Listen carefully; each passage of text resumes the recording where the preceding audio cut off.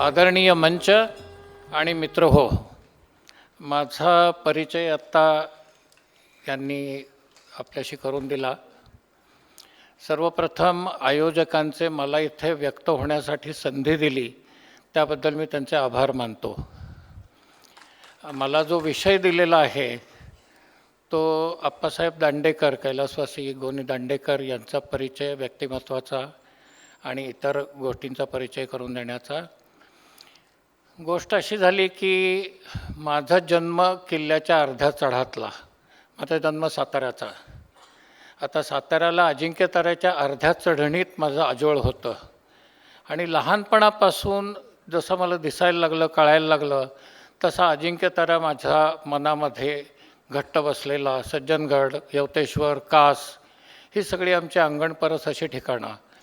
त्यामुळे गडकिल्ले किंवा डोंगर हे आम्हाला परके नव्हते.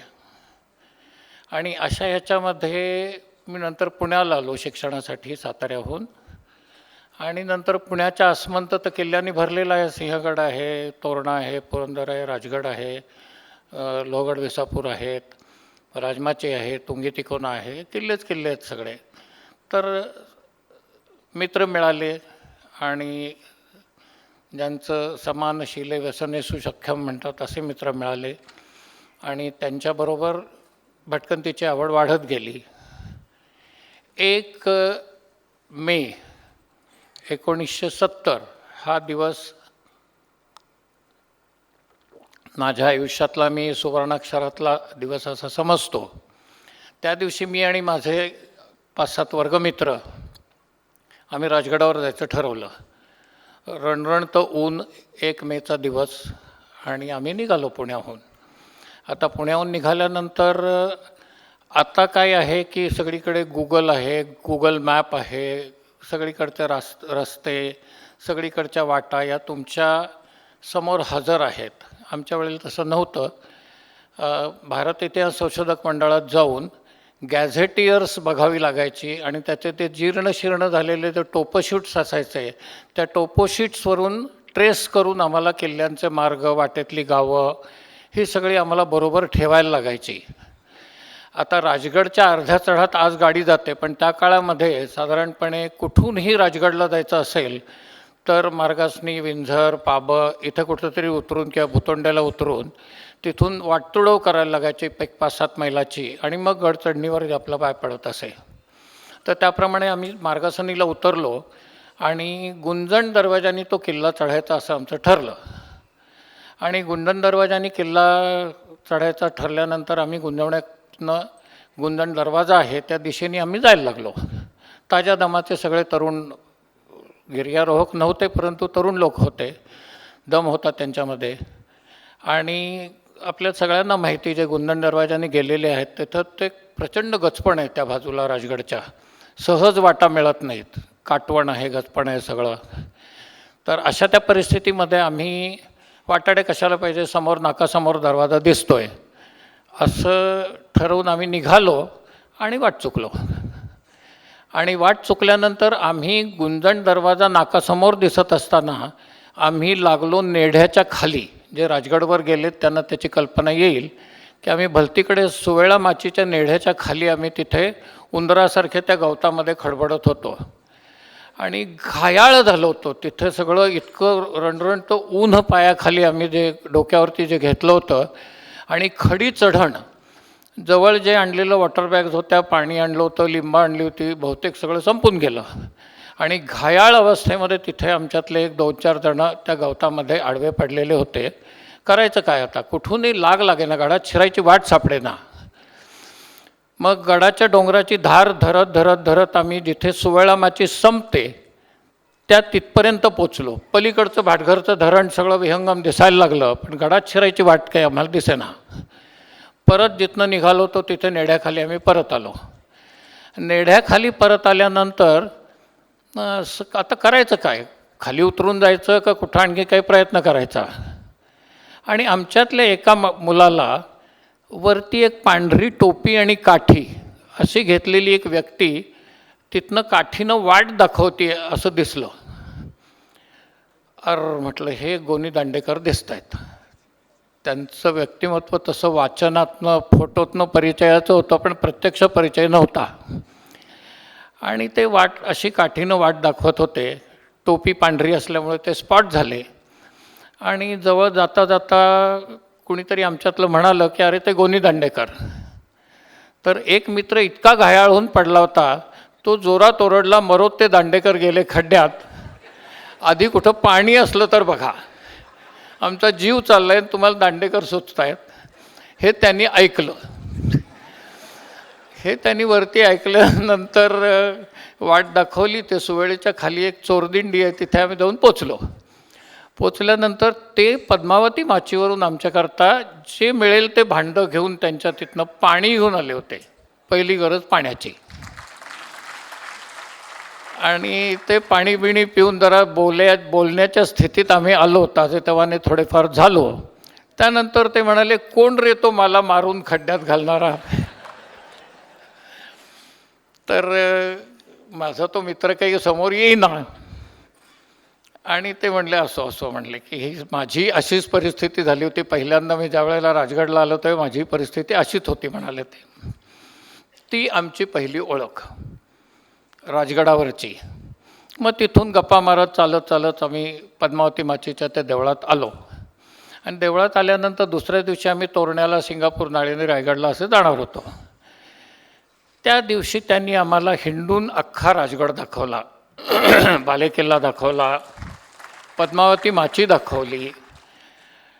दगडधोंडे, गडाचे दगडधोंडे बोलतात कसे हे आम्हाला साक्षात्कार त्या क्षणी तिथं त्या राजगडावरती आप्पांनी घडवला. आणि राजगडाबद्दल मुरुंब देवाचं डोंगर, मग शिवाजी महाराजांनी तो तोरण्यावरून हेरला, मग तोरण्यावरून हेरून त्याचं बांधकाम सुरू झालं वगैरे वगैरे सगळे त्याचे इतिहास आणि भूगोल त्याचा सांगितला. दुसऱ्या दिवशी आम्ही त्यांना नमस्कार करून तोरण्याला जायला निघालो. आप्पा आशीर्वाद द्या. आप्पा म्हणाले की मी तुम्हाला असा आशीर्वाद देतो की तुमच्या मार्गात अनंत अडचणी येवोत आणि तुम्हाला या ट्रेकमधून खूप शिकायला मिळो. तर त्यांचा तो आशीर्वाद काही अंशी खरा झाला. आमच्यातला एक तापातनी फणफणला. कसं बसं आम्ही तोरण्यावरनं, सिंगापूर, नाळेनं त्याला रायगडवरती नेलं. त्याचा ताप उतरला रायगडवरती. पण या गडाकडे पाहण्याची किंवा या डोंगर भटकणीकडे पाहण्याची एक दृष्टी, एक स्कूल ऑफ थॉट म्हणतात, तर ते मिळावं लागतं.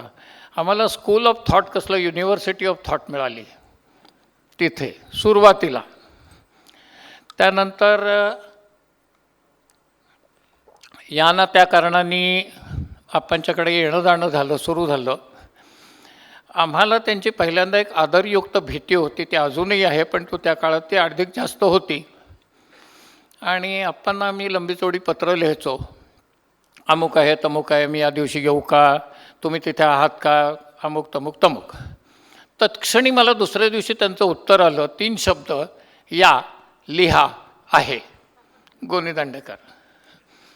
बाकीचं बाराभरती काही नाही. आणि त्यानंतर त्यांच्याकडे गेलो. काय प्रयोजन, त्या हो जाऊ म्हणायचे त्यावेळेला, काय प्रयोजन काढलं. म्हटलं असे असे किल्ल्यांच्या वाटा, तुम्ही कसं किल्ले पाहता, कसं कसं आम्ही करावं, तुमचा गायडन्स काय, आम्हाला तुमचं मार्गदर्शन काय. तर ती संध्याकाळ त्यांच्याबरोबर जी काढली ती अजूनही मला आयुष्यभरात अजूनही ती ताजी आठवते. आप्पा म्हणाले, तुम्ही गडांवर जाता, तटबुरुज बघता, त्यात काही म्हणजे पाहण्यासारखं जे असेल तर तुम्ही बघताच. या गोष्टी करा म्हणाले की ज्या किल्ल्यावर जाता त्या किल्ल्याबद्दल तुम्ही आधी वाचून जा. आता वाचून जा म्हणजे काय करून जा, तर त्याचा अभ्यास करा. त्याचं भौगोलिक स्थान काय आहे, त्याचं काही विशेष आहे का, म्हणजे कर्नाळ्याचा बुधला, हरिश्चंद्रगडाचा कोकणकडा, त्यानंतर राजमाचीचे 2 बालेकिल्ले वगैरे वगैरे, असं काही वैशिष्ट्य आहे का, हे तुम्हाला माहिती असलं पाहिजे. त्या किल्ल्याचं इतिहासातलं स्थान, भूगोलातलं स्थान, हेही तुम्हाला माहिती असलं पाहिजे. आता हे जर तुम्ही वाचून गेलात तर ती पायपीट होणार नाही, तर ते डोळस असं दुर्गदर्शन होईल. असं त्यांनी आम्हाला तिथे सांगितलं. आणि त्यानंतर सगळ्यात महत्त्वाचा मुद्दा असा की त्या किल्ल्याच्या चढणीवर जेव्हा तुम्ही पाय ठेवता, पाय ठेवण्यापूर्वी त्या किल्ल्याबद्दल आदर व्यक्त करा, त्या वाटेबद्दल आदर व्यक्त करा. महाराष्ट्रातले किल्ले ही धारातीर्थ आहेत, ही मौजमजेची ठिकाणं नाहीत. आता या धारातीर्थांवरती अनेक वीरांनी अंतिम शयन केलेलं आहे. आपण नाशिकचे आहात, नाशिककर आहात, बरेचसे इथले नाशिककर आहेत. तुम्हाला उधार उसनवार काव्य घेण्याची गरज नाही.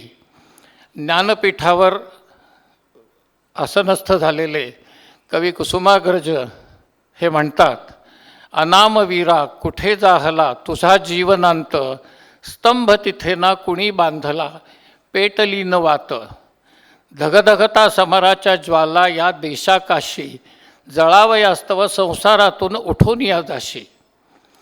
तर ते लोक त्यांच्या भरल्या संसारातून उठून गेले म्हणून आज आपण स्वातंत्र्यात आहोत, आज आपण या स्थितीत आहोत. ह्याचं स्मरण ठेवा. त्या प्रत्येक वाटेतल्या चिऱ्यांवरती त्या योद्ध्यांचं अंतिम शयन झालेलं आहे याची आठवण ठेवा. नंतर तुम्ही अनेक ऋतूचं काही बंधन नाही तुमच्या गडभटकणीला. पावसाळ्यात जाता, फुलं फुललेली असतात सगळीकडे, बिराण्या देशाच्या राजासारखे तुम्ही त्या गालिच्यावरती जात असता. तुमच्यासाठी निसर्गाने तो मांडून ठेवलेला गालिचा असतो. आता तिथं जी फुलं फुलतात, आता ती फुलं फुलतात तर ती कशा दृष्टीनं पहा की स्वच्छंद स्वातंत्र्यात जन्मलेली फुलं आहेत. एकदा असेच आम्ही राजगडवर गेलो होतो आणि ती फुलं फुलताना म्हणाले, रवी की अरे इथे ह्या फुलांचे जे रंग आहेत, तुला एक रंग यात दिसतो का? तर म्हटलं आप्पा कुठला? ते म्हणले, गालावरच्या कुसुमी किंवा कुसुमांच्या गाली, स्वतंत्रते भगवती तूच ती विलसत असे लाली. नाशिकचेच. तर ह्या भावना तुम्ही तुमचे किल्ले पाहत असताना तुमच्या मनात ठेवा. असं ते आदरेखून सांगत असत, ते स्वतः हे आचरत असत. आता त्यांचे लाडके किल्ले 3, राजगड, रायगड आणि राजमाची. अनेकदा त्या किल्ल्यांवरती त्यांच्या यात्रा व्हायच्या. लोक विचारायचे, कशाला जाता आप्पा तुम्ही तिकडे? तर ते म्हणायचं, अरे ते तिथे आहेत म्हणून मी जातो, दुसरं कारण मला लागत नाही. आता जाता जाता जाता जाता त्यांच्याबरोबर अनेक ठिकाणी दुर्गयात्रा करण्याची मला संधी मिळाली. आप्पांच्याबद्दल आप्पांना पाहिलेले लोक किती आहेत इथे? बऱ्यापैकी आहेत. साहित्यातनं त्यांना पाहिलेले किती आहेत? जवळजवळ सगळे आहेत. माझा त्यांच्याकडे जाण्याचा एकमेव हेतू असा होता, म्हणजे ते तर महर्षी दुर्गमहर्षी होते हा तर होताच, वास्तव जीवनातल्या घटना साहित्य रूपाने कशा त्या प्रसवतात, कशा बाहेर येतात हे पाहणं, हे माझं त्यांच्याजवळ जाण्यातलं आणखीन एक माझं हे होतं. आणि ते मला त्यांच्याबरोबर मला पुरेपूर ते अनुभवायला बघायला मिळालं. त्यांच्या कादंबऱ्यातले कितीतरी प्रसंग हे आमच्या दोघांच्या प्रवासात घडलेले आहेत. रानभुलीसारखी कादंबरी, वाघरूसारखी कादंबरी ही आमच्या दोघांच्या हिंडण्यामध्ये ती प्रसवलेली कादंबरी आहे. आता तुम्ही नुसतेच किल्ल्यांवर जाता का? तर नुसतेच किल्ल्यांवरती तिथली जी माणसं असतात, तिथले जे रहिवासी आहेत ते त्यांचे आप्तस्वकीय होते. म्हणजे राजगडवरचा बाबूदा भिकुले असू दे, राजमाचीवरचा खंडू उमरे असू दे, त्यानंतर रायगडवरचे साऊ धनगरीण असेल किंवा बाकीचे ते लोक असतील. आता यांच्यासाठी यांनी काय करावं? जे वयाने थोडेसे जास्त आहेत त्यांना कल्पना असेल की 1965 ते 1972 या 7 वर्षांमध्ये भारतामध्ये प्रचंड दुष्काळ पडलेला होता आणि अमेरिकेहून PL-480 नावाच्या एक कराराने रेशनचं धान्य मिळायचं. पाऊस पडला नाही या 5-6 वर्षामध्ये आणि 72लाही तो पडला नाही. आणि 72ला तुम्ही जर कोणी ट्रेकिंग करणारे माझे काही मित्र माझ्याबरोबरचे आहेत इथे, तर म्हणजे सगळ्यांच्या वावड्या दशदिशा उडालेल्या होत्या. हाडकं निघालेली गुरं कत्तलखान्याकडे चाललेले, गुरांचे साप म्हणजे थवेच्या थवे असे ते दिसायचे आम्हाला. आणि प्रवासाला जाताना येताना आप्पा म्हणायचे की अरे ही गुरं चालली, आजची गुरं तर चालली, पण काही जर उद्या जगवायचे असतील तर यांच्यासाठी काहीतरी केलं पाहिजे. आता मराठी लेखनावर जगणारा सर्वसामान्य लेखक, लेखनावर जगणारा, दुसरा कुठलाही व्यवसाय त्यांनी केला नाही, नोकरी केली नाही, धंदा केला नाही, काही केला नाही. त्या काळात जे मिळत होते त्यातलं पैपसा ते ह्या दुष्काळात सापडलेल्या, म्हणजे बियाणांची धान्यही खाऊन झाली होती लोकांची, आणि त्या लोकांच्या गुरांसाठी म्हणून त्या काळामध्ये 25,000 50,000 पदरमोड करून ते देण्यासाठी राजमाचीवर, राजगडावरती मी त्यांच्याबरोबर गेलो आहे. राजमाचीवरती ज्या वेळेला आम्ही जात होतो तर 73 साली पाऊस आला. आता पाऊस आल्यानंतर तो एकदम प्रचंड रीतीनं तो असा म्हणजे कोसळायला लागला पाऊस. आणि जूनमध्ये मी आणि ते आणखीन एक मित्र आम्ही राजमाचीकडे जात होतो. तर राजमाचीकडे जात असताना लोणावळ्यावरून तुंगारलीवरनं पुढे गेलो. पुढे गेल्यानंतर तिथे कातळधार नावाचा एक धबधबा खाली पडतो, उल्हास नदीचा तो एक उगमाचा स्रोत आहे. तर त्या कातळधारचे 2 ओढे आहेत. त्यातला पहिला कसाबसा आम्ही ओलांडला आणि दुसरा आमच्या छाती एवढ्या पाण्यातनं आम्ही पुढे गेलो. आता ते ओढे ओलांडून पुढे गेल्यानंतर कुंडेश्वर किंवा तिकडनं ओढेवाडीकडनं येणारे जे दूधवाले होते ते आम्हाला येताना दिसले. आणि येताना ते दूधवाले म्हणले की तुम्ही कुठं चाललाय? तर म्हणलं आम्ही ओढेवाडीला चाललो, खंडबाकडे चाललो. काय वेळ काढली चोरून, काय पाऊस हा, तुम्ही कसे जाणार आणि परत कसे जाणार? तुम्ही असं करा, आत्ता ही वेळ नाही गडावर जाण्याची, तुम्ही परत फिरा, तुम्हाला हे ओढे परत फिरूसुद्धा देणार नाहीत. सर्वसामान्य विचार केला. आणखीन म्हटलं जो आपल्याला अवेलेबल वेळ आहे त्याच्यामध्ये हे जर पाऊस पडत राहिला तर अरत्र न परत्र राजमाचीवरच आपण पडून राहू, त्यापेक्षा हे लोक सांगतायत, अनुभवी आहेत, रोजचे प्रवास करतात, यांच्याबरोबर आपण परत फिरू. म्हणून त्यांच्याबरोबर आम्ही परत फिरलो. तर त्या तेवढ्या 15-20 मिनटाच्या पावसाने त्याला इतकं पाणी आलं होतं की माणसांची साखळी करून गळाभर पाण्यातनं आम्ही तो ओढा परत ओलांडला. आणि दुसरा ओलांडताना तोही छातीभर पाण्याचा होता. आणि त्यानंतर आम्ही परत तळेगावला गेलो. तळेगावला गेल्यानंतर दुसऱ्या दिवशी क्लाइंबर्स क्लबची एक तिथे काही 25 मुलं खंडाळ्याला आली होती उल्हासच्या दरीत जाण्यासाठी. त्यातला एक मुलगा वाहून गेला होता आणि तो कर्जतला त्याची बॉडी मिळाली होती, इतका तो पाऊस. आणि हे आम्ही कशाकरता चाललो होतो? खंडबाची गुरं जगावीत म्हणून 25,000 रुपये स्वतःच्या मिळकतीतले घेऊन आप्पा त्याला द्यायला चालले होते. त्यांच्याबरोबर मी होतो. हे दायित्व आतून यावं लागतं आणि ते त्या ती माणसंही जीव टाकत त्यांच्याकरता. आप्पांना सर्दी खोकला असं काहीतरी झालं होतं आणि ही कुठंतरी कर्णोपकरणी बातमी राजमाचीवर गेली. खंडू उमरे पैशाची मोटळी घेऊन तळेगावला त्यांच्या घरी आला. खंडबा उमरे, काय रे बाबा कशाला आला? आपण विचारलं.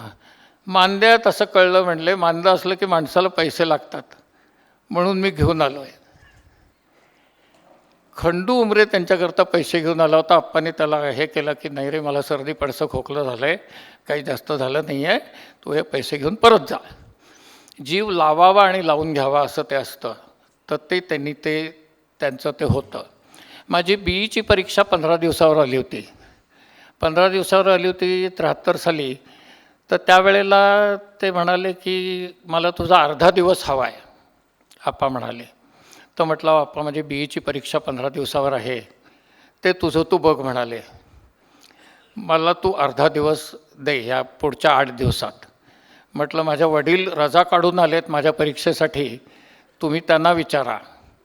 मग आमच्या घरी आले. ते घरी आल्यानंतर भाऊ म्हणले मी याला अर्धा दिवस घेऊन जातो आहे. माझे वडील म्हणाले तो मोठा झाला आहे, जाणता झाला आहे, त्याचं त्याला कळतं आता, तो हो म्हणत असेल तर घेऊन जा. तर आप्पांनी मखलाशी माझ्या वडिलांच्या बरोबर केली की हा नेहमी येतो तसाच पहिला दुसरा येईल, त्याची हमी मी घेतो आणि तुम्ही याला पाठवा. आणि नंतर त्यांना सोडायला म्हणून मी खाली आलो आमच्या घराच्या. तर ते म्हणाले तुझी हमी मी घेतली आहे तर माझी हमी तुझ्याकडे आहे. तर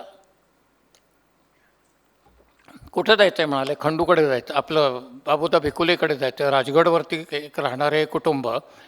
राजगड ज्या वेळेला संस्थानं खालसा झाली त्यावेळेला बाकी सगळे सोडून गेले. बाबू विखुले त्या गडाला चिकटून राहिला. तर बाबूकडे जायचं आहे म्हणाले ते, आणि मला बरोबर तू हवा आहेस. आता बरोबर तू हवा आहेस म्हटल्यानंतर आम्ही गेलो. पाब्याच्या गाडीने सकाळी निघून चालायला सुरुवात केली. मला ते जीवनामध्ये ध्येय कसं ठेवावं, वागावं कसं, बोलावं कसं, अमुक कसं करावं, तप कसं करावं वगैरे वगैरे सांगत होते. आप्पा म्हटलं, हे सगळे उपदेश करायला तुम्हाला हीच वेळ मिळाली का माझी परीक्षा असताना?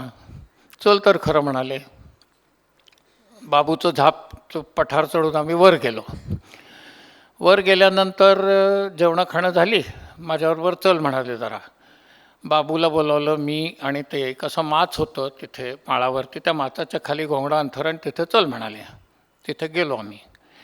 आणि तिथे गेल्यानंतर त्यांनी आतल्या खिशातनं 30,000च्या नोटा काढल्या आप्पांनी, आणि त्या बाबूच्या स्वाधीन केल्या की तुझ्या गुरांसाठी, तुझ्यासाठी हे नाही, ती गुरं जगव. आणि ते 30,000 त्या काळातले एकट्याने घेऊन जाण्याऐवजी त्यांना कोणीतरी सोबत हवी होती, ती सोबत त्यांनी माझी निवडली होती. असा तो दुसरा प्रसंग. गडावरच्या माणसांसाठी जीव टाकणं काय असतं ते हे असतं. हे 2 प्रसंग झाले. नंतर गड भटकणीसाठी आप्पांनी ट्रेकर्सच्या विश्वाला किती देणग्या दिल्यात. गडदेचा बहिरी, कर्नाळ्याचा सुळका, नंतर नाणेघाटीचे 4 दुर्ग, हरिश्चंद्रगड. कुणाला माहिती होते? कुणालाही माहिती नव्हते. कुणीही ट्रेकिंग करत नव्हतं त्या काळामध्ये, कुणालाही हे माहिती नव्हतं. आणि अशा त्या सगळ्या काळामध्ये ते जाऊन यायचे आणि लेख लिहायचे, जाऊन यायचे, लेख लिहायचे. आणि ती तरुण पिढी आमची त्या काळातली होती, हे आकृष्ट झाले त्या वाटा परत जाण्यासाठी. आणि ही सगळी साहसाने भरलेली अशी ज्या वाटा आणि अशी जी ठिकाणं होती ती पाहण्यासाठी. त्यानंतर 1974 साली शिवाजी महाराजांच्या राज्याभिषेकाला 300 वर्ष पूर्ण झाली.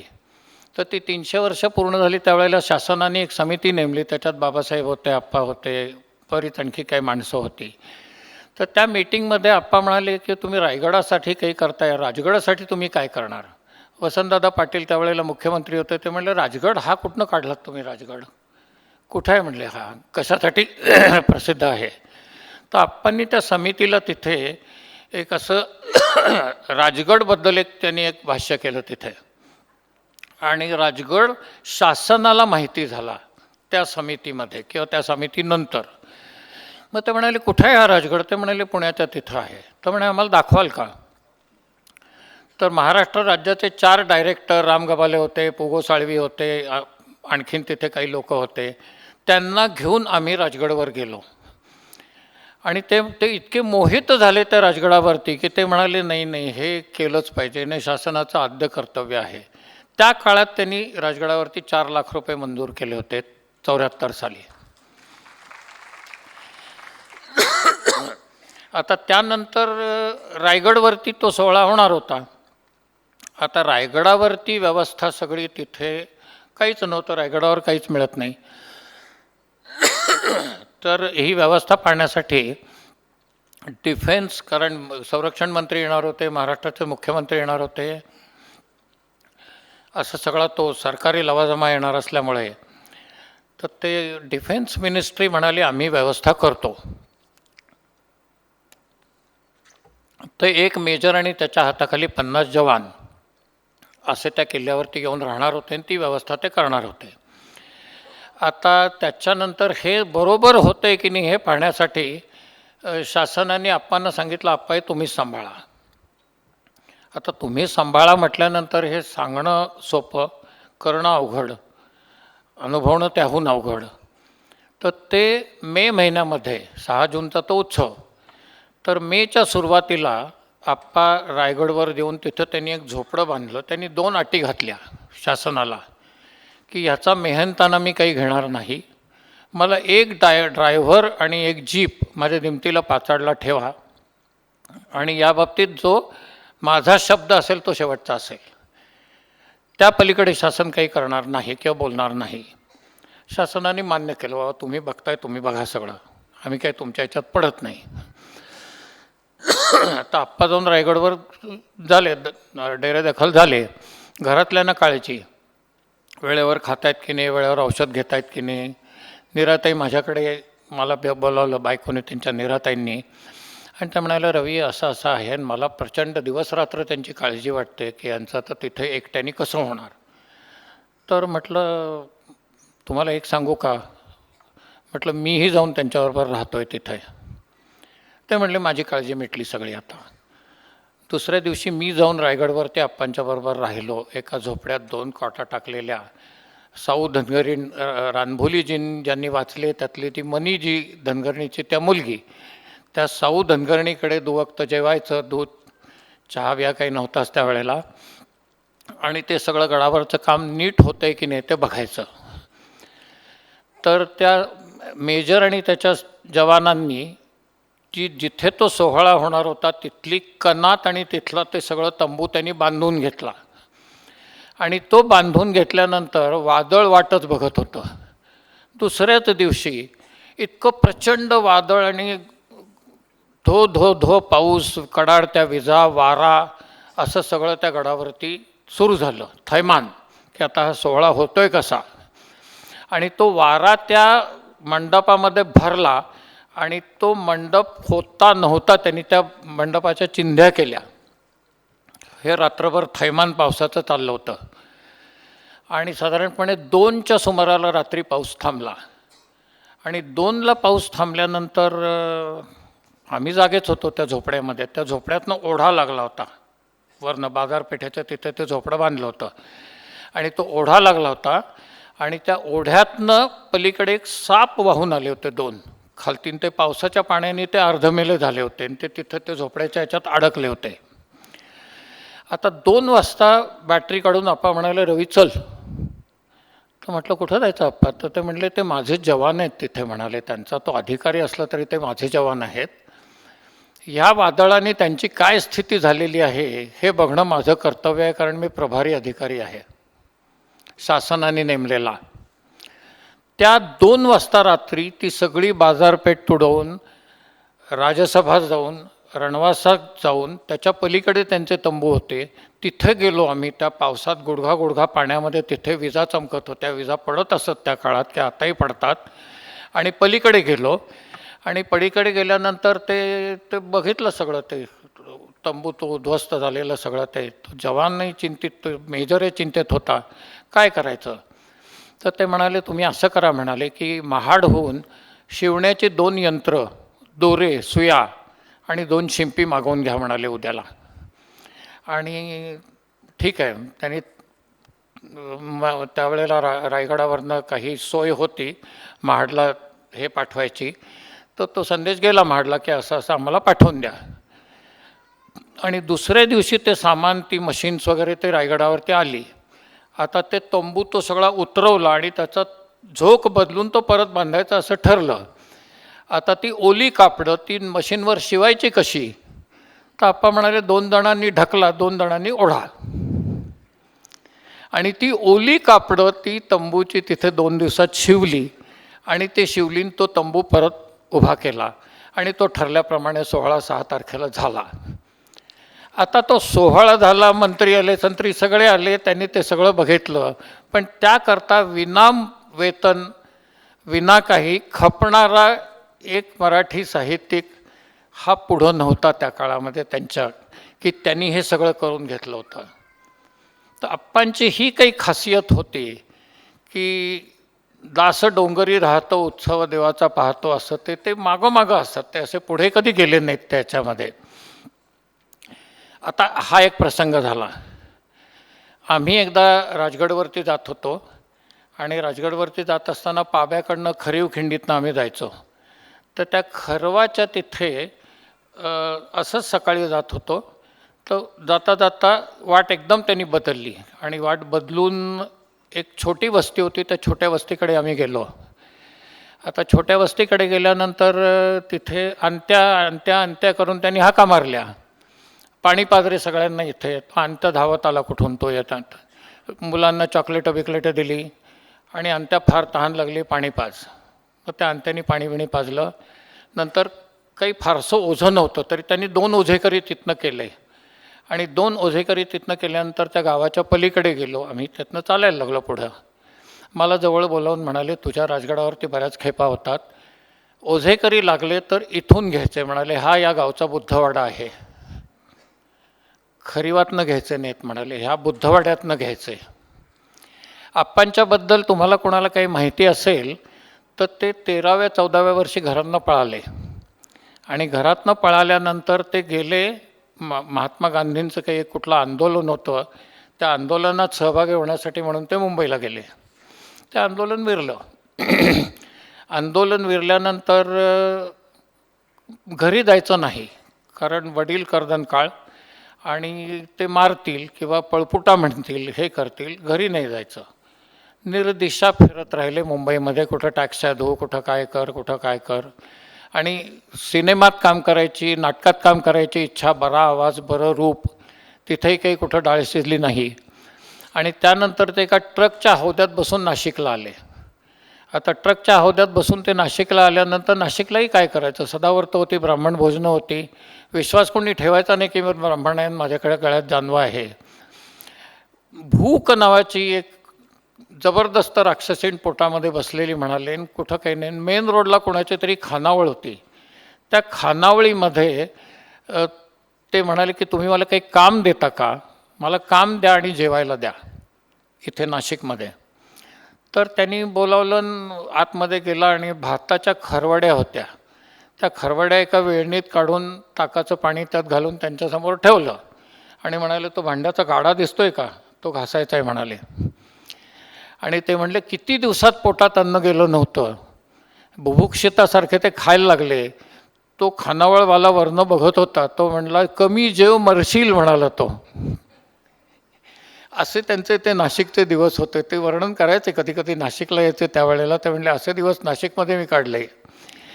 त्यानंतर ते गोपाळराव जोशी म्हणून इथे नाशिकला अकोलं म्हणून गाव आहे संगमनेरजवळ, तिथनं ते यायचे.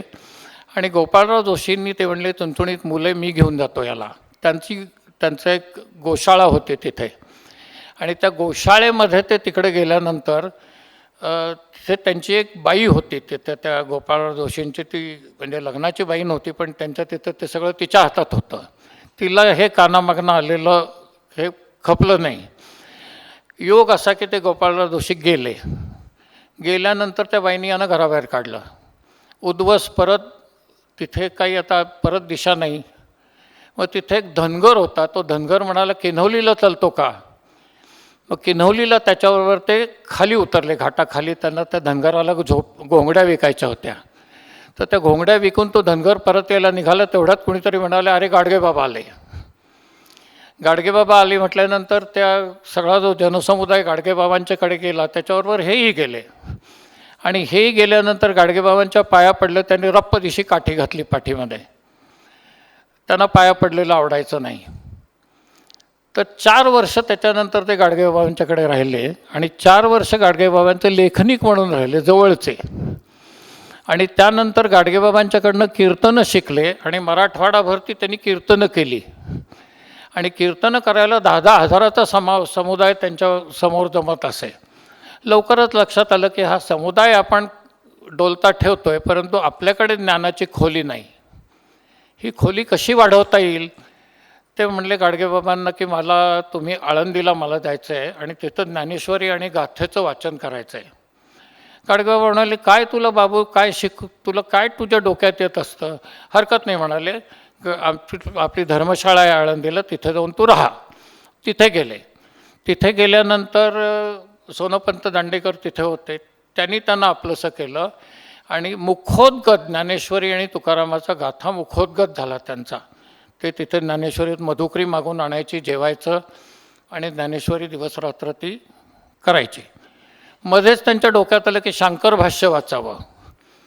आता शंकर भाष्य वाचावं तर धुळ्याला एक पाठकशास्त्री म्हणून होते. सोनोपंत दांडेकर म्हणाले, तुम्ही धुळ्याला जाऊन त्यांच्याकडे म्हणा, माझा अधिकार नाही. धुळ्याला गेले. ते शंकर भाष्य शिकताना पाठकशास्त्री म्हणाले, तुझी मनाची जात ज्ञानेश्वरी वाचण्याची आहे, शंकर भाष्याची नाही. तू परत जा आळंदीला आणि तिथून ते म्हणाले जाण्यापूर्वी एक गोष्ट कर आणि नर्मदा परिक्रमा कर. तर नर्मदा परिक्रमा करत असताना कशासाठी करायची तर चित्तशुद्ध्यर्थ असा त्यांनी संकल्प करून ती प्रदक्षिणा करायला लागले आणि ते अर्धवट प्रदक्षिणा त्यात ते आजारी पडले, परत धुळ्याला आले. त्यानंतर ते संघात गेले आणि माळव्याचे प्रचारक म्हणून तिथे ते वावरले आणि माळव्याचा प्रचार केल्यानंतर ते परत आजारी पडले आणि गुरुजींच्याकडे त्यांना नेलं. गुरुजी म्हणले झाली एवढी राष्ट्रसेवा पुरी झाली, आता घरी जा म्हणाले. घरी आले. ते म्हणले वाण्याकडच्या पुड्या बांधायला सुद्धा मला कोणी ठेवलं नसतं. शिक्षण नाही, 7वीमध्ये शाळा सोडलेली.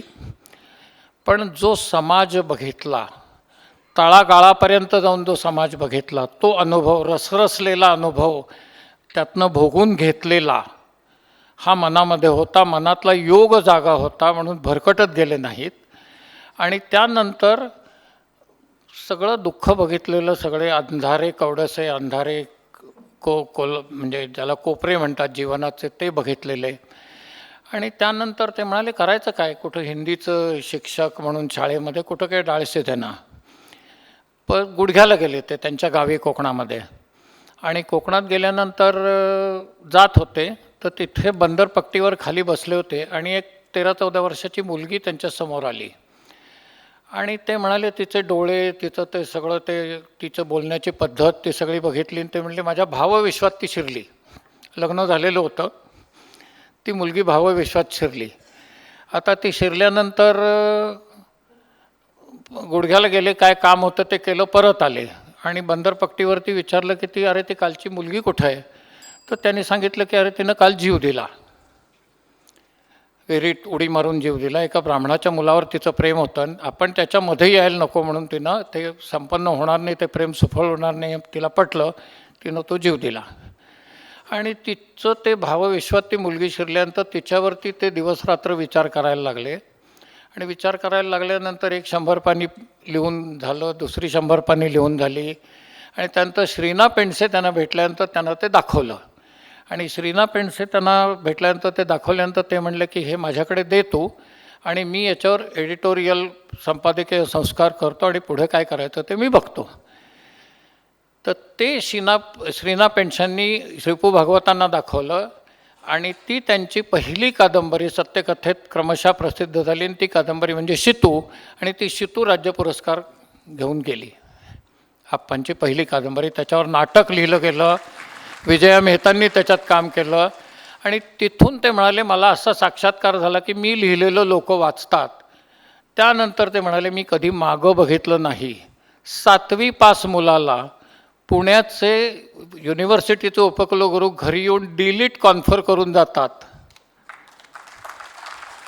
आणि 100 पुस्तकं, त्यातल्या अनेक पुस्तकांवरती चित्रपट निघाले, नाटकं निघाली, रॅपिड रीडर म्हणून ती पुस्तकं युनिव्हर्सिटीमध्ये लागली. असं ते व्यक्तिमत्व होतं. एकदा असेच आम्ही रायगडवर गेलो होतो आणि रायगडवरती गेल्यानंतर मला म्हणाले जरा चला माझ्याबरोबर. तर माझ्याबरोबर चला म्हटल्यानंतर आम्ही चाललो त्यांच्या मागोमाग. त्यांच्या मागोमाग जात असताना ते म्हणले सिंहासन चौथऱ्यापाशी चला म्हणले. आम्ही गेलो. तिथे गेल्यानंतर म्हणाले की खात्यापित्या भल्या घरची मुलं आहात तुम्ही, जीवनामध्ये अनेक उंच जागी तुम्ही जाणार आहात, सिंहासनावर हात ठेवा आणि माझ्याबरोबर प्रतिज्ञा करा म्हणाले. तर म्हटलं ठेवले हात. प्रतिज्ञा काय करायची. तर ते म्हणाले की तुम्ही ज्या जीवनामध्ये जगाल वैयक्तिक किंवा सार्वजनिक, असं काहीही तुमच्या हातून होऊ नये की परत रायगडवरती आल्यानंतर, या सिंहासनासमोर आल्यानंतर तुमची मान लाजेनी खाली जाईल. असं तुमच्याकडून काही होणार नाही अशी प्रतिज्ञा करा म्हणाले. आम्ही ती केली. मान्यावरती असतात, भावनिक करार असतात. हे त्या खरीवच्या बुद्धवाड्यातनं सुरू झालेल्या या वाटा रायगडच्या सिंहासनावर, त्याच्या आसपास अधिक उंच जागी निघून जातात. त्या वाटांवर चालायचं भाग्य त्यांच्या संगतीत मला मिळालं. मी दिल्लीला होतो, अनेक जबाबदारीच्या शासकीय पदांवर मी होतो. 10,000 कोटींचा व्यवहार मी वर्षाला करत असे. माझ्या हातामध्ये ती ताकद जेव्हा होती तेव्हा मी 80,000 कोटीचा व्यवहार केला. रायगडवरती आजही मी ताठमानेनं जातो आणि जात राहीन. नमस्कार.